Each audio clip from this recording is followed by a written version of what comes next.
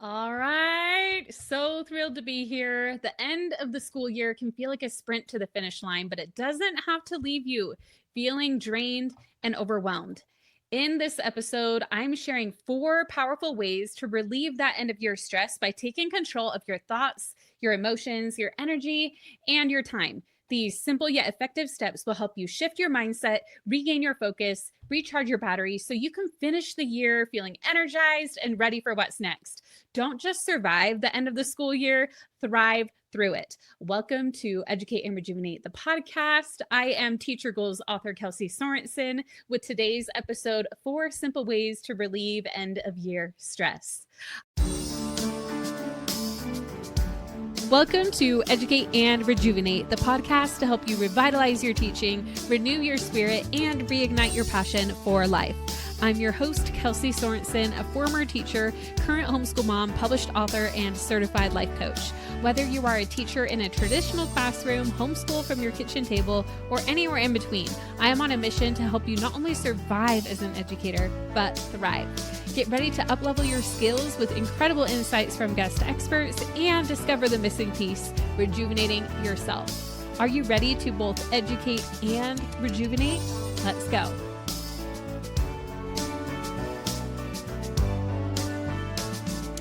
I am so thrilled to be here today on this live podcast. As you get here, I would love for you to hop into the chat and let me know where you're tuning in from and how you're feeling today, how things are going right now. I know there's a lot of stress and fatigue we feel as the school year begins to wind down. Of course, now, as we're recording in the studio, you may or may not have had your spring break yet. Ours is next week. I know some have already happened. But what we talk about today is relevant now through the end of the school year. And I wanted to record it now because it'll go out on our podcast feed. And if you want to revisit it again towards the end of the year, anytime between now and then, what we talk about today is going to be very relevant. Now, one thing I want to share with everybody who is here live, we've got quite a few here among the different platforms. We are multi-streaming to the Educate and Rejuvenate, Facebook, Instagram, YouTube, as well as the Teacher Goals, X, and Facebook, and a variety of platforms. We are multi-streaming to both platforms. So if you haven't heard of me before, I am Kelsey, the author of Educate and Rejuvenate. If you're watching on the Teacher Goals platform, I wrote a book with Teacher Goals, and that's why I'm popping up in your feed now. And if you know me from my platforms, then obviously that is why I'm here today. But what I am so thrilled about is something we are doing right now. We are doing a giveaway for one of you to get a signed copy of my book for free. So if you would like a free copy of this book, I mean, hey, it's free, right? You're going to learn a little bit more what it's about here in a second, but comment in the chat. I'm seeing a lot of you here, but I'm not seeing many of you commenting yet. So comment in the chat. That's all you have to do to enter to win a free copy of the book. So we will pick one of you from the chat. It doesn't matter what platform you're on. StreamYard, the platform we're using, will pull up comments from every platform. So it doesn't matter. We'll see it. We will post in the comments at the end of this video who the winner is and how you can reach out to get your copy. So super exciting that we are doing that.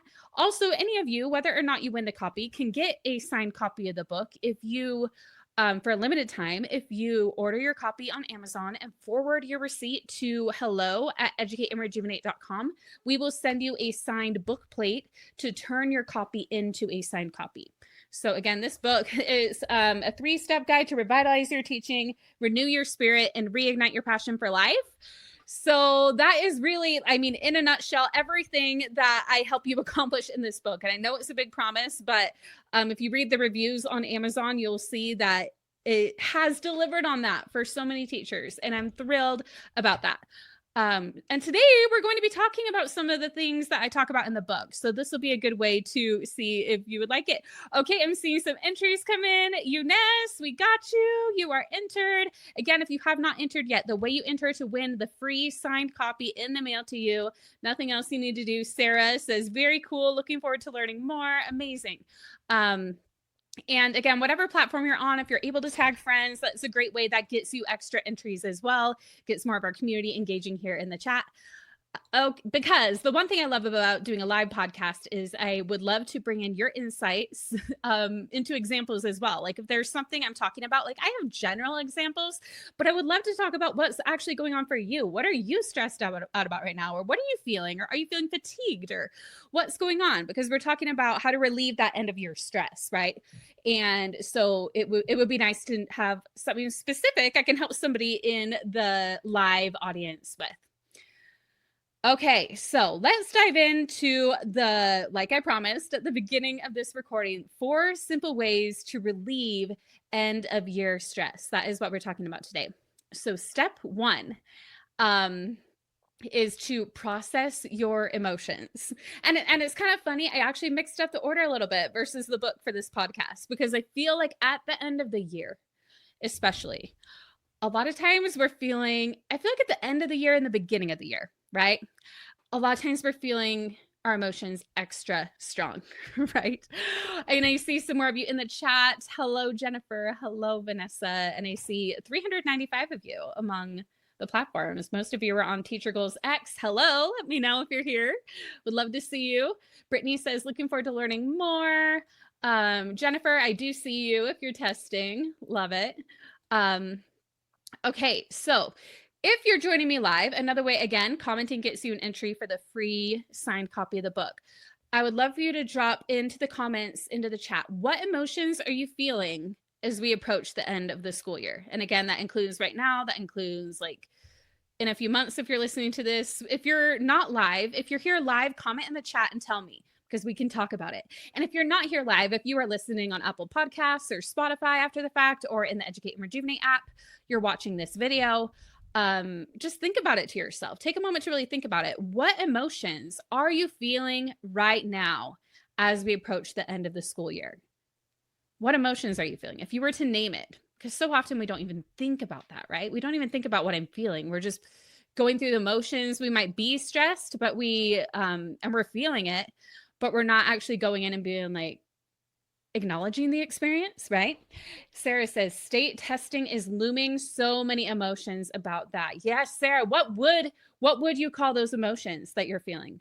So many emotions. And again, sometimes it's more than one emotion, right? Sometimes we feel like, it's just overwhelmed. Like that's just what it is. Other times you're like, I feel some overwhelm with some excitement, with some of this. And that's really because we kind of have these different parts of ourselves that it's like, well, part of me is excited about this, part of me is nervous about that, and that's totally normal. We all have that. Jennifer says she's feeling run down. Ooh, and that's just a good description. And like when you feel run down, what does that mean? Like if you were to kind of describe it, if you were to go in and say like, what is that? What does it feel like to be run down in my body? Even just like starting at the top of your head and kind of checking in with yourself. That's not something we usually do, right? We don't usually check in with how we're feeling. Holly says, hello. Holly's feeling overwhelmed. Eunice says happiness. I love it. And see, we're not all feeling the same way, right? And we don't even feel the same way all the time, right? Holly says overwhelmed right now, but maybe in an hour from now, or maybe at the end of this podcast, you're feeling a little bit of relief and connection. Who knows? Right? So again, there's nothing wrong with any of our emotions. What they are is a signal to what we need, right? And that is why we want to take the time to notice them, to acknowledge them, which by doing that, what you are doing is you are becoming an observer, right? And this is the first step that I talk about in Educate and Rejuvenate. I have a 3-step framework. During this podcast today, we are mainly going to be in the first part because that is really the important place to start. We need to learn how to become an observer of ourselves, to actually see what is going on, because so often we're in the day-to-day, we're in this fire, we're in, I need to deal with this child right now, or this kid just like threw a chair, or, whatever might be going on, right? Crazy stuff happens in the classroom. But we so often don't take that time to observe what's going on for us. We observe what's going on for all our students. We observe what our admin might think. We observe what is going on among our colleagues. With outside of that, there's family drama, there's taking care of aging parents, there's dealing with your own children, whatever it might be for you, neighbors. Like There's always other people, right? There's a ton going on. And so we're so focused outward on everybody else and everything else that we don't always tune into what we need. And I would love to hear in the chat, like, does this feel true to any of you? For those of you who are here live, do you feel like you spend most of that time checking it? Do you feel like you spend time checking it internally, or is that external stuff so overbearing that it's really easy to only pay attention to that, right? So what we're trying to do in the first step of the Educate and Rejuvenate coaching framework is to observe ourselves. And the first thing we are doing, just by noticing our emotion, just by naming it, as simple as that, we are becoming an observer, right? Because we're not just feeling the emotion, right? Like in it because we're feeling it, because of a variety of things, because where our nervous system is at, or because of thoughts we're thinking. Doesn't even matter. Whatever is happening, it's subconscious, right? When we take that moment to check in and be like, I am feeling overwhelmed, or I am feeling some anxiety, frustration, hopeful, or I am feeling whatever, we are pulling back and becoming that observer. We're noticing from an outside perspective. We're kind of going from that external focus, like Holly said. Holly admitted, yes, like, oh yeah, I have a lot of that external focus. Most of us do, right? So when we become the observer by checking in with what our emotion is, that's that first step to zooming out and seeing what is going on for us, right? We are naming it. Then once we name it, so let's say whatever it is, and don't get too hung up. What I've noticed a lot of my clients will do, or just people who I talk to about these concepts, or even with myself, I've been doing this work the past 5 years, is that we might get hung up on the word and making sure we get it exactly right. Because as teachers, tell me if this relates to you too. So it may, for some of you, it may not. But for me as a teacher, I was also like a good student too, right? And I was like, I want to get it right. I want to get the right word. The word doesn't matter so much. Like, is it overwhelm, or is it stress, or is it anxiety?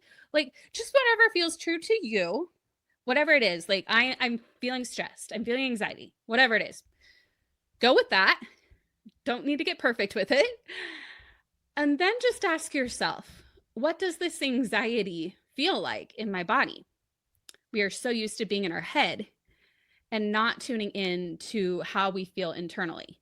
And so that is what we want to do. This helps us process the emotion. And by doing this, it can be so simple. It can be as simple as starting at the top of your head and scanning down through your body and checking in, like, where do you feel tight? Where do you feel loose? For me, it's almost always tight in my jaw. And I always notice that. I'm like, oh, so interesting. I'm tight in my jaw yet again. And you might notice patterns as you start doing it yourself too. But as you just start getting more in tune with yourself. So you name what you're feeling. Ask yourself, where do you feel it?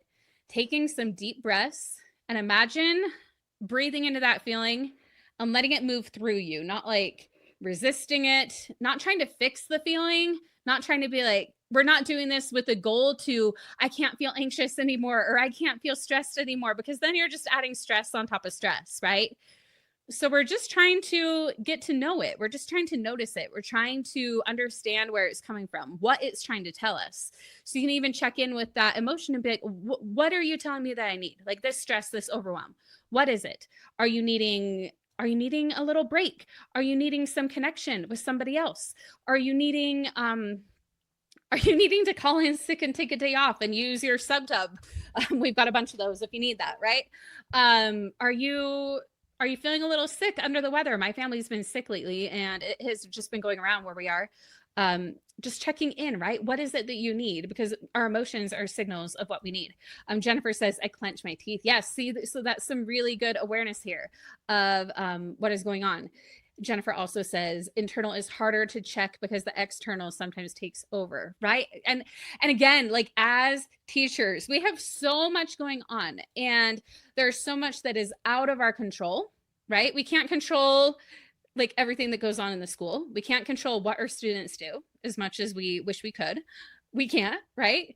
We can't control what our admin says, what our admin does. We can't control the number of students that are in our class. Like so many factors that we can't control.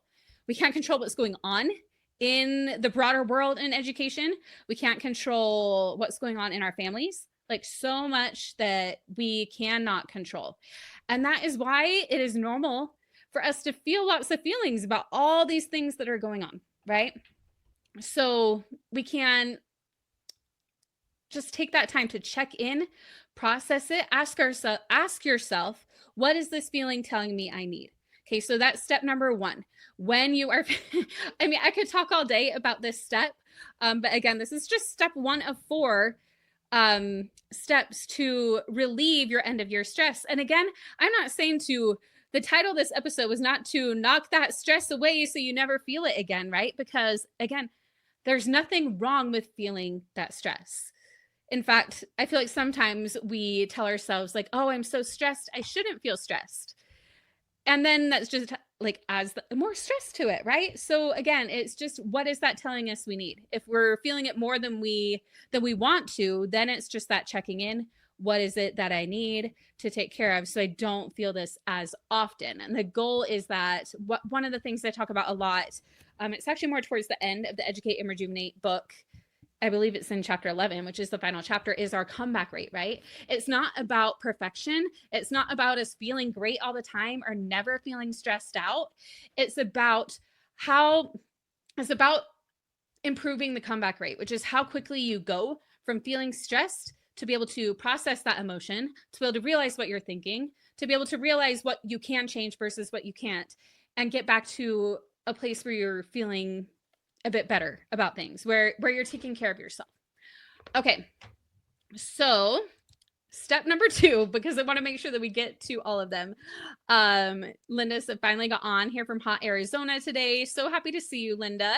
And again, I want to see, we've got so many of you over on Teacher Goals X tuning in. Feel free to pop into the chat. Again, reminder, I've seen a bunch of you come since I made the announcement that we are giving away a copy of Educate and Rejuvenate to somebody who is here live in the studio. So comment below, engage with any of the questions I'm asking, or just share your thoughts, share what you're feeling about the end of the school year. And one of you will win a signed copy of Educate and Rejuvenate. And if you're on the replay and you're like, wait, I missed the giveaway, don't you worry. We have more of these coming soon, more live podcasts.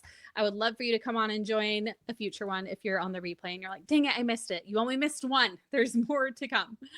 Okay, so step one was process your emotions.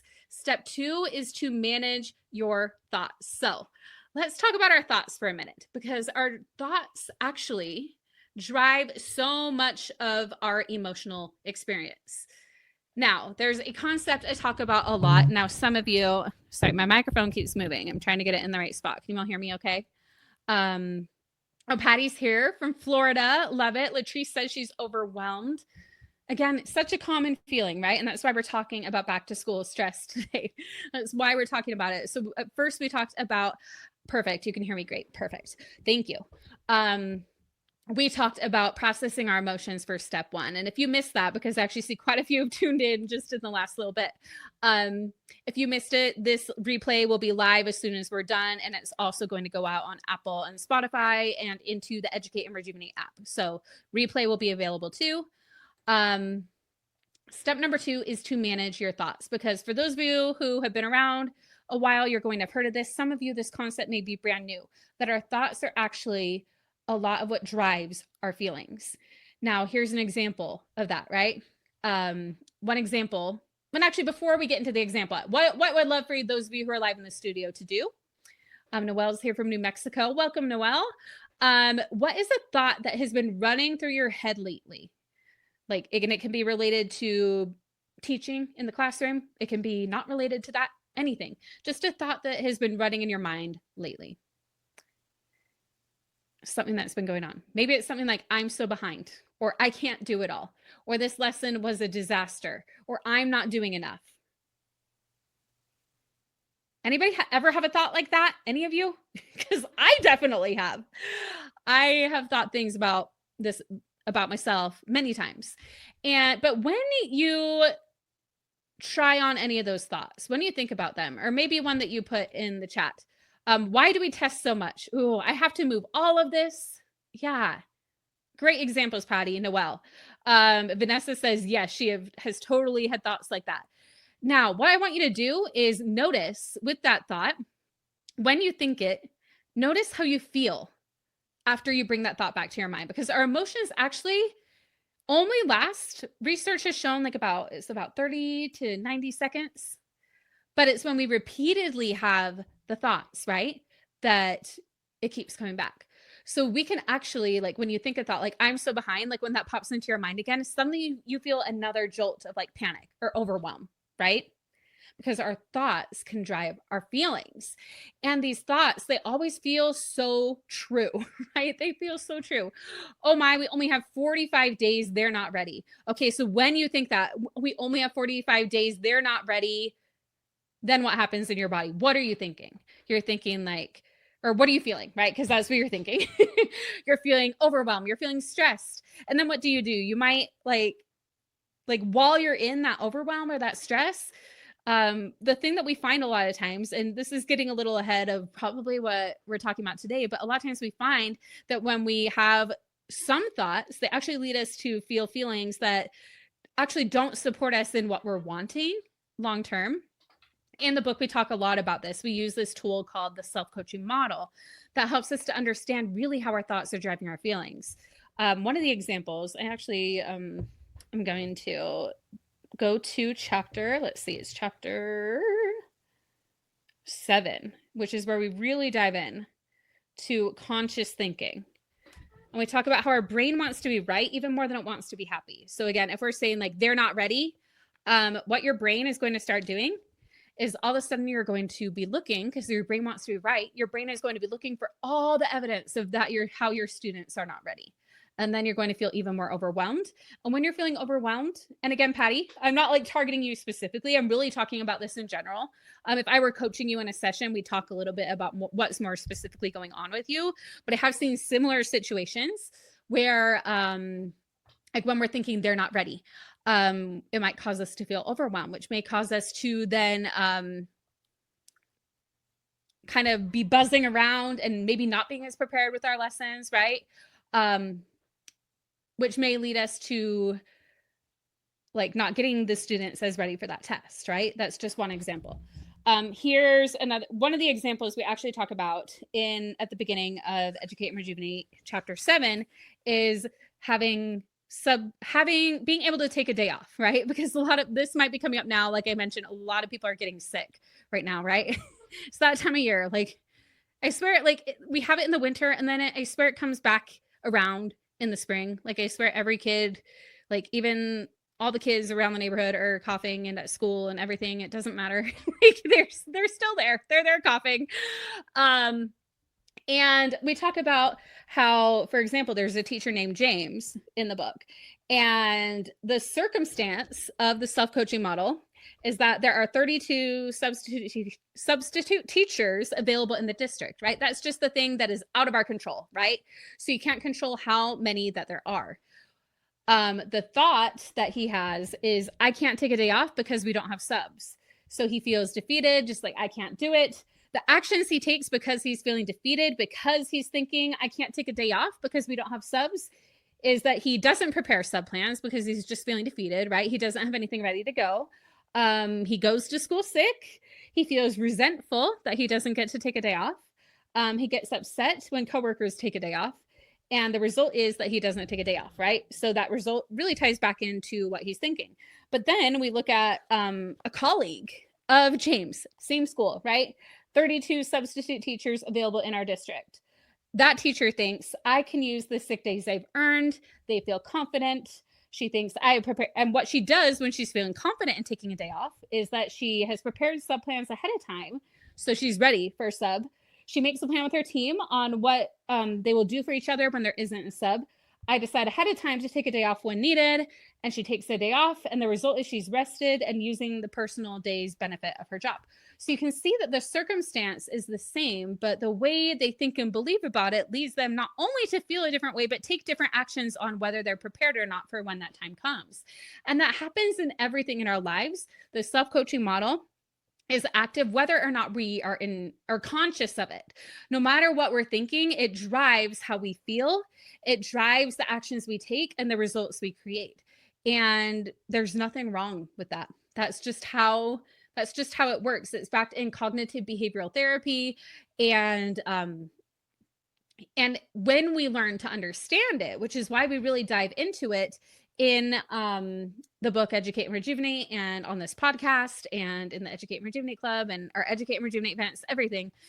The reason we focus on it is so we can learn to use that knowledge to our advantage, because once we know it, once we understand it, we can learn more about our thinking patterns. We can look at our thoughts and not judge them, not be like, oh, why am I doing this? Or like, it's to really get to know them, to get to know ourselves, to understand, oh, that's so interesting. Why am I thinking that? We want to come at this with so much compassion, so much grace, so much curiosity. We're really just curious and want to get to know why we're thinking and feeling the way we are. And we might even fully agree with why we're thinking and feeling the way we do. There's nothing we have to change. It might just give us some awareness that, oh, like I'm feeling stressed out because there is a lot going on right now, because I care about these students and these things are going on. And I also have all these IEPs, and it's stressful to get them all done, but I know it's important to get them done and I feel good about it. And I just need to be able to move through this stress. Like, boom, you have awareness of it. You know what's going on for yourself. And that just helps you have some more compassion with yourself, that like, okay, um, this is what's happening, this is why it's happening, instead of like, you understand that internal experience because you became the observer of yourself, so you could actually look in, and you weren't just, in the day to day, not understanding what was going on for yourself. So when we have a thought like, okay, I have to pack up my classroom, see more examples here. Charity says, feeling excited and nervous at the same time. I'm doing another long-term sub position in SPED in another district for maternity leave starting about April 28th. Yeah. So, and here's the interesting thing. This is a complete tangent from this podcast. I just always love sharing when people share their thoughts. Nervousness and excited. It makes sense. Actually, those emotions go together really well. I want you to think about this, Charity. And everybody, just think about, what does it feel like to feel excited? Kind of imagine that in your body. When you feel excited, what does that feel like? And then when you feel nervous, what does that feel like?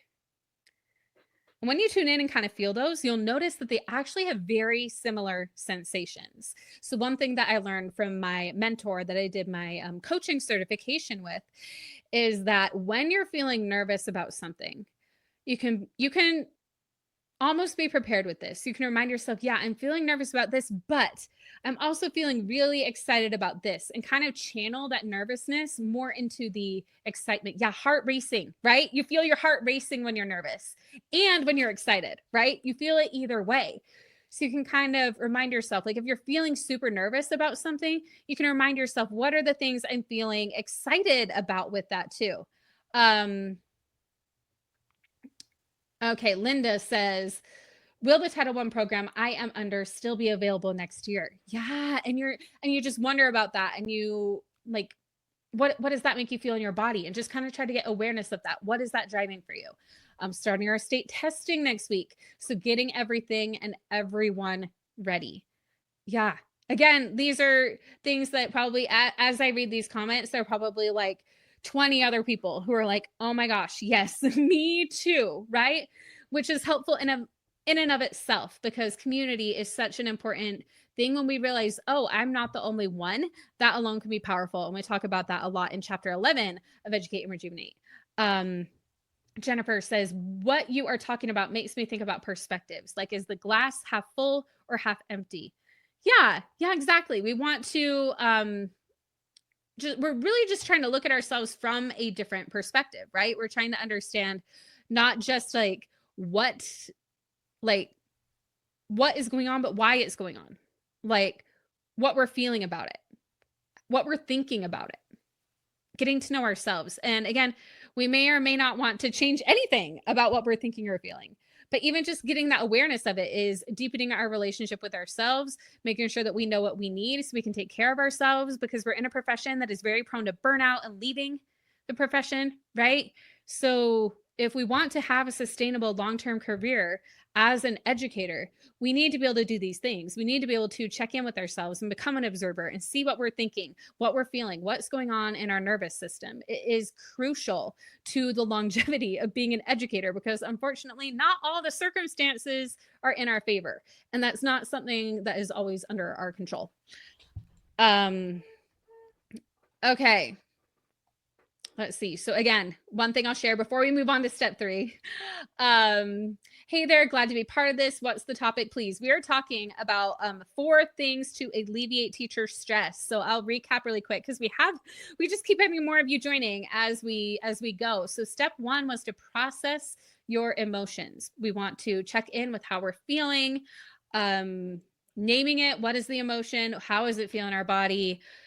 So we can learn from it. What is it telling me? What is it telling me that I need if I'm feeling this end of your stress or end of your overwhelm or end of your fatigue, whatever that might be.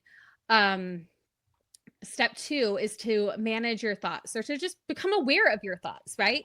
To see what thoughts are, what patterns are happening right now at the end of the school year and how they might be. Because again, if you're thinking about the feelings you're feeling, so wait, okay, what am I thinking when I'm feeling this way?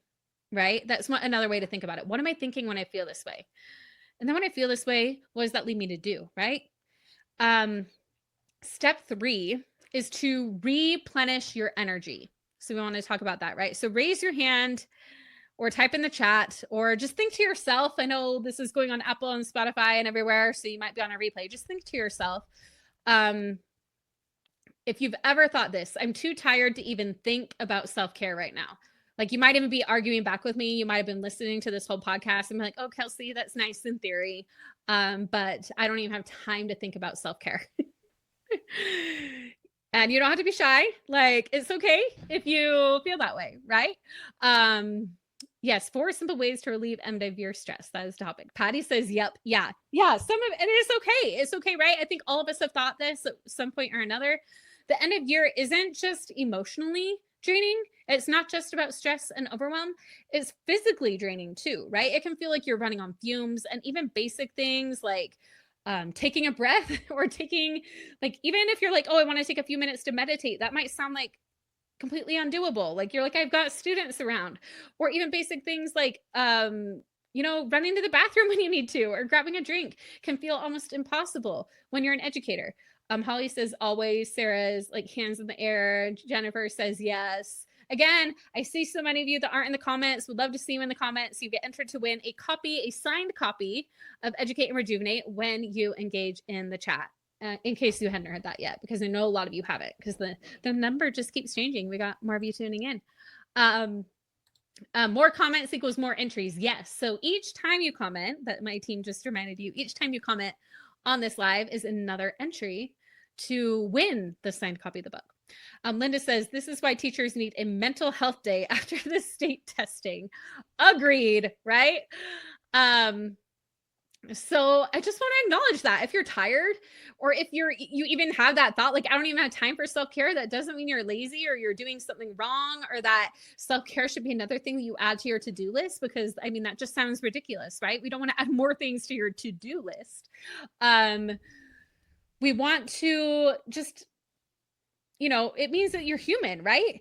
And that your energy tank is probably close to empty from everything you've been pouring into this year. It's also potentially a symptom, right? That, like, if we've gone this whole school year, like, this is one thing I like to talk about a lot during the summer. Because a lot of times during the summer, I hear teachers say, or even homeschool parents, I work with homeschool parents too, that I just can't even think about it during the summer because I am so burned out from the school year. I need a whole summer to take a break. But what I think of with that is, like, if you need a 3-month break before you even think about it, that's probably a symptom. And feeling like I don't have time for self-care is likely a symptom of not, because you haven't worked it in before, right? Because you haven't taken that time to take care of yourself is a symptom of something that at some point might give. And I know that because, as I share in my book, I have been there. I had a panic attack that led me to passing out in my classroom. I had a panic attack that led me to being in tears on my classroom floor, which is what the book starts with. I had a panic attack that led me into the emergency room after having my third baby. Like, I get it. I wasn't taking care of myself, and then I was forced to. So it's really where it's not like I want to add another thing to your to-do list, right? But we do need to replenish that energy, even if it's just a little bit, even if it's like, I'm going to take some deep breaths when I notice I'm stressed out. You're always breathing, right? We always have to breathe. So maybe we can take some deep intentional breaths. Maybe, just maybe, it might be helpful to bring the students in with that too, because maybe they're also dysregulated. Maybe they're also stressed out and they need that moment too. It can just be a tiny, tiny baby steps that'll help you replenish your energy, because if you don't, you might end up there too. You might end up really at that breaking point. And I really don't want that for you. It was not a lot of fun, like at all. So, I mean, there are just a few simple, quick things you could do. You could a 2-minute breathing break between classes. You could put your phone away and just sit in silence for a few minutes before you leave, before you get home.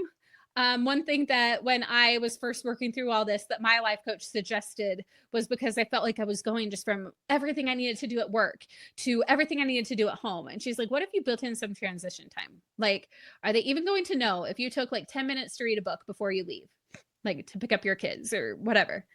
And I was like, no. Like if I just did like 10 minutes for myself. And I found that really helpful. Yeah, I love this, Dana or Dana. Sorry, I'm not sure which one it is. So you can let me know in the chat if you want, but pay yourself first. This includes self-care. Absolutely. I love bringing in your comments because it just really enriches what we're talking about here. Patty says, it's hard not to feel guilty when you take time for self-care. You constantly think about what you should be doing, right? Right. And this is not to add other shoulds to your list. It's not even to make you feel bad about like, oh, I haven't been taking care of myself. It's really about what can you do that is so simple.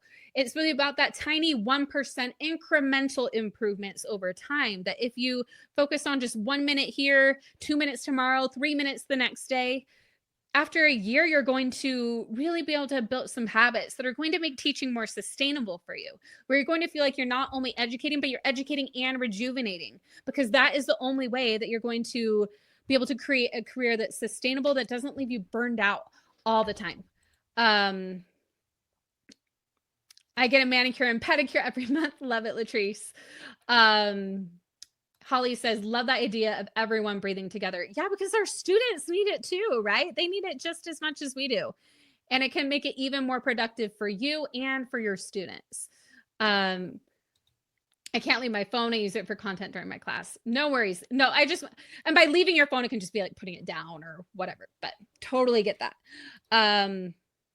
Okay, so let's see, what was the other thing I wanted to mention? Another thing, walking outside for 5 minutes after school. There are certain things that really help regulate us, really relieve stress. Being outdoors is one of them. So a 5-minute outdoor walk, getting outside can really help. Connection. I talk about a lot of these things again in the Educate and Rejuvenate book. It doesn't have to be a huge thing, right? Even the fact that you're here listening to this podcast, wherever you're listening to it, is something that you're doing for yourself, right? Sipping something warm and actually enjoying it without multitasking for a minute, like just letting your brain. That's another thing that I found actually helps me replenish my energy. Sometimes I want to listen to something that helps me feel empowered. And other times I've realized, like, I did that so much for so long. Like I would always have my AirPods in, listening to an audiobook or listening to a podcast, or always being productive. And now I've realized sometimes I just want to drive home in silence and be understimulated for a little bit. And other times I want to listen to that podcast and feel uplifted. So that is where tuning in and observing yourself really comes in handy, to see what is it that is going to help you reset your energy right now. Is it going to be turning on a Taylor Swift or Beyonce song?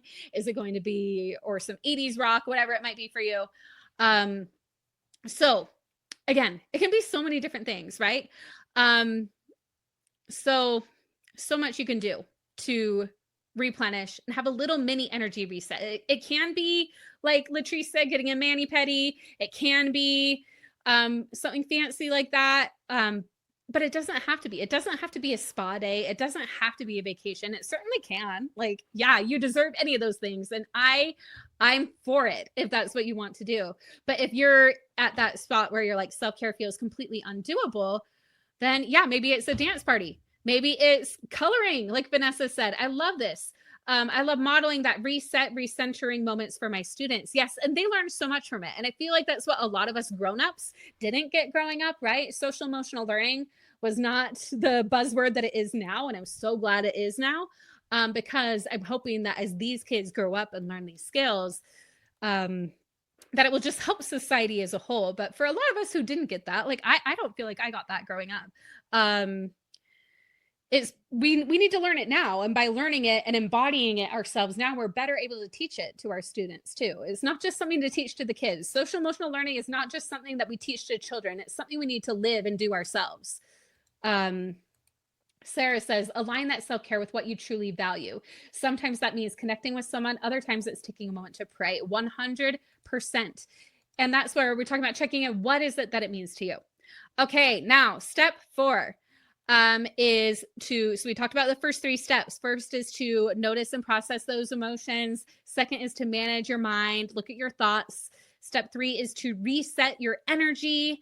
And step number 4 is to simplify your time. So another question that I want you to think about, if you're on the replay, possibly pop in the chat if you're here live in the studio.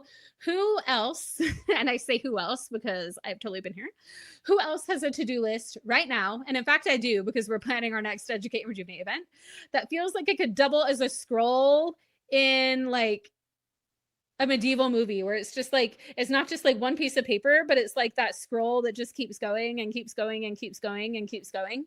Like anybody feel like they have a to-do list like that? Vanessa says yes. And it makes sense, right? Because as educators, we really do have so much. We are with the kids for, hours in a day, but there's also all the prep that goes into that. There are the meetings, there's the data collection, and then there's the fact that we're not only teachers. We've got things and responsibilities outside of that too. And Linda says, mine is not that long yet, but give me time. Holly says it's never ending. Carrie says yes. Latrice says yes. Jennifer says she has a to-do list for her to-do list. I feel ya. Yes, so create the space to make it a habit for yourself and your students. Easy to say, but I'm always needing to remind myself to do this. I love putting up posters in my room for this. Love that. Patty says, not today, tomorrow, maybe. Yes, so it's again, like maybe some days don't feel like that, but others days do. Charity says all the time. Now, what we want to do is realize that the end of the year is a different season, right? The end of the school year, like the beginning of the school year, like the middle of the school year, things ebb and flow, right? It's not the end of the year all the time. It's not testing all the time. Now, that's where we need to kind of check in again whenever there's a new season of life. And that involves the school year. That involves like maybe at this time in your life, you're taking care of a parent, or maybe you have a struggle going on with one of your children, or maybe a relationship with a sibling or something that's going on that takes up some of your mental, like, is there anything else taking on additional mental, emotional capacity? And then just the natural ebb and flow of the school year, such as testing, right? That adds new demands, new things. So things that might have been on your to-do list during a, just more normal time of year. Not that anything's ever completely normal, but you get what I mean. Is there anything now in this season where there are more demands being put on your plate that you can be like, maybe this doesn't matter right now? Like maybe having my bulletin board perfect, for example, doesn't matter right now. Maybe having it up to date doesn't matter right now. Maybe there's some old things up there. That's okay. That's not the ideal, but for now, that's okay. And that's where we really need to check in, because a lot of times our brain tells us things we have to do that we don't actually have to do. And this is where we want to work on, where can we simplify our time? Where can we streamline things? Where can you grab a resource on TPT or from the Educate and Rejuvenate Club or whatever that can help you simplify some of your time? Where can you, maybe right now you need to get your groceries delivered, or maybe right now, like you treat yourself. And again, this is only if it works for you. You treat yourself to a house cleaner or for a babysitter for a night out or whatever it might be for you. There might be additional support that you need to give yourself, or additional things that you would normally do that you need to be like, it's okay if I don't do this right now. to get through that season, to simplify your time, to give you some more time. So one thing that I talk about in depth in chapter, there's actually a full chapter that we're not going to be able to get into today. There's a full chapter in Educate Rejuvenate about intentional scheduling. And this is really going to help you with your time, right? So the first thing we really talk about is the Eisenhower matrix. So we want to look at everything our brain is telling us we have to do and questioning it. We want to ask ourselves, do I actually need to do that? And if so, does it need to be done by me? And if so, does it need to be done right now? Right? So if something is both urgent and important, then we can do it like right away. If it's important but not urgent, we can decide we're going to do it later. And that's something that sometimes you'd be like, oh yeah, that's important. But you know what? That doesn't have to be done with this week. Maybe it could be next week, or maybe it could be after testing, right? Because sometimes we think about like everything we need to do between now and the end of the year, when really there's some things that if you can just remind your brain, hey, we don't have to worry about that yet. We can worry about that after testing. And like, I've got it in my calendar. I've got it in my planner. We can worry about that then. That alone can help alleviate so much of the mental drama that goes on, because you are telling yourself, these are the things I'm actually going to worry about right now. And these are the things that I'm not ignoring. I'm consciously deciding that we're going to do that later, or we're going to come back to that at a later date. Or maybe that actually doesn't matter. Maybe that's something my brain was telling me I had to do and I actually don't have to do it. So that is where we want to look at this. We want to actually thoroughly analyze each thing we have on that scroll of a to-do list and ask, is it urgent? Urgent means it needs to be done right away. And then, is it important? That's the other thing that comes up, because sometimes we feel like everything is urgent, but then we'd be like, is it actually important? Does this actually like matter? Like, is it going to matter like 3 months from now? And if it's not important, but it's urgent, like, you know, just needs to be done, but it's not going to matter later, that's when we figure out how can we maybe delegate it or simplify it, right? Again, we kind of go through this whole matrix and what to do with each thing.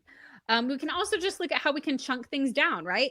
If clean the classroom feels huge, just break it into, right now, the only thing I'm going to focus on is organizing this one cabinet. I'm not going to focus on the whole thing, or moving my whole classroom. Like we saw that here. Like how soon does that all need to be done? Just chunk it down, right? Jennifer says, I love this idea. Yes. Linda says, that is one of the things I'm trying to work on more, simplifying time. Vanessa loves grocery pickup. I am a huge fan of grocery pickup and grocery delivery. It is the best and can be a lifesaver, especially during those busier seasons, right?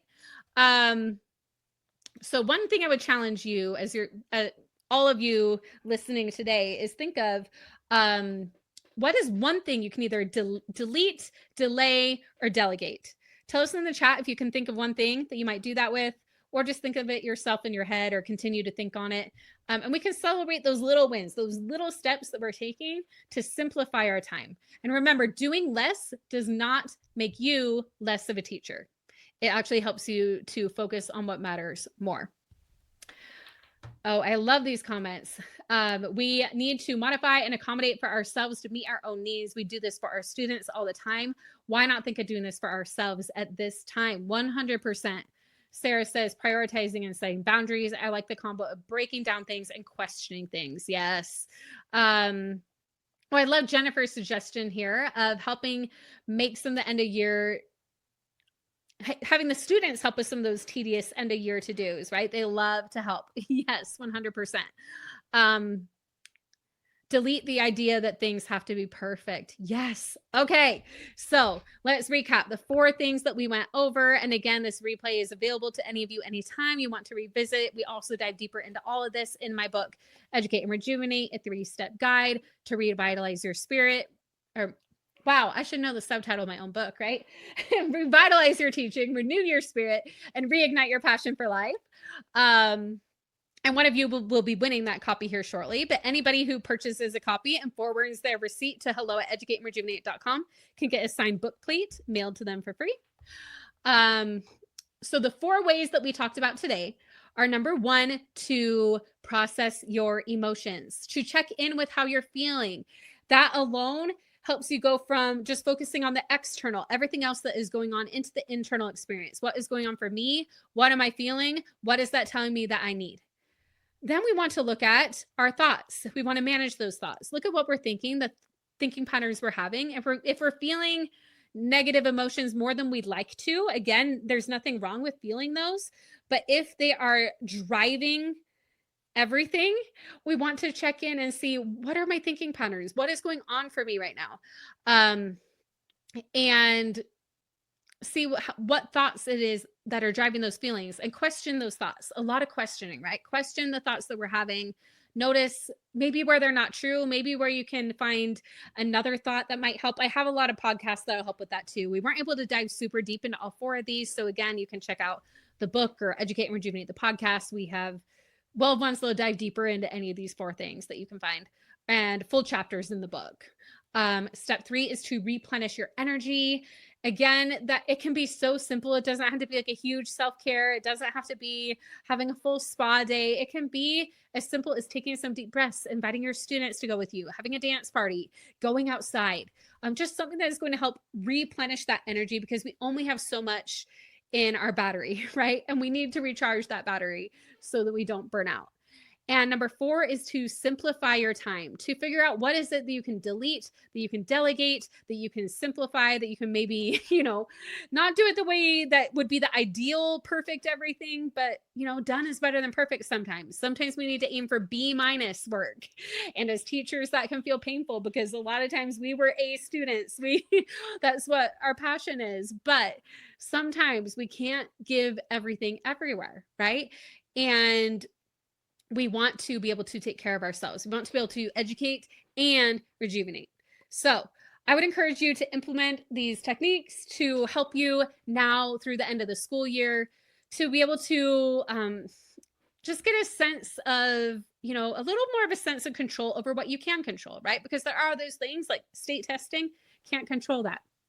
But what we can control, what is in our power, is whether we check in with ourselves, whether we pull away and get to know and understand, use it as an opportunity to realize what you need and how to take care of yourself, how to be strategic with your time, and kind of look at it as like a game, and like, what can I do to simplify? What I try to remind myself sometimes is, how can I make this fun, right? Again, I've had so much fun with all of you on the live podcast today. Jennifer says, thank you for writing the book. I can't wait to get a copy. I can't wait for you either. Oh, yes. Sarah says AI. Yes, 100%. I'm a huge fan of AI. We're actually going to definitely have some podcasts about that soon. Can definitely help tasks be more efficient. And B- is so much better than F, right? A lot of times we have this binary thinking. We talk about this in the book too, all or nothing thinking. We think it's either an A+ or it's an F, and that's not true, right? There's so much in between. And if you were here live or you're on the replay, when you grab your copy on Amazon, you can forward your receipt to hello@educateandrejuvenate.com, and we will send you a signed book plate to turn your copy into a signed copy. And I'm going to tell you, we have some more live podcasts coming soon. We're going to be giving away a lot of Starbucks gift cards on those. We have some fun ones coming up as we announce our upcoming Educate and Rejuvenate conference, our 4th year of doing it. We're going to be doing some fun things with teacher goals for that, which is why we're going to be on their platforms too. So much fun. I love being here with all of you here at Educate and Rejuvenate and Teacher Goals. Teacher Goals is amazing that they helped me publish this book and get it out there to all of you. So if anybody has any questions about the book, about anything that I shared, you can email anytime at hello@educateandrejuvenate.com. And be sure to watch this space, to get on our email list at educateandrejuvenate.com if you haven't yet, because I will be emailing out when we're doing future live podcasts like this. They're going to be happening on a more frequent basis here soon. Have a wonderful night, everybody, and we'll talk soon. Thank you for joining me on Educate and Rejuvenate the podcast today. If you love what you heard in this episode, be sure to hit subscribe so you don't miss the next one. And if you're hungry for even more, be sure to check out the book that I wrote. It's called Educate and Rejuvenate, a 3-step guide to revitalize your teaching, renew your spirit, and reignite your passion for life. It takes everything you learn here on the podcast and that I teach our members inside the Educate and Rejuvenate Club into a guidebook you can refer to again and again. One of our early readers said it was like clarity for her brain. Plus, it's not only a book. With your purchase, you'll get a full PDF guide with exercises and links to videos and more so that you can not only consume but apply everything that you learn. If you're ready to make Educate and Rejuvenate not just a podcast you passively listen to, but a lifestyle that you put into action, it's time to grab your copy on Amazon today. Or head to educateandrejuvenate.com/book to read the first chapter and the introduction today.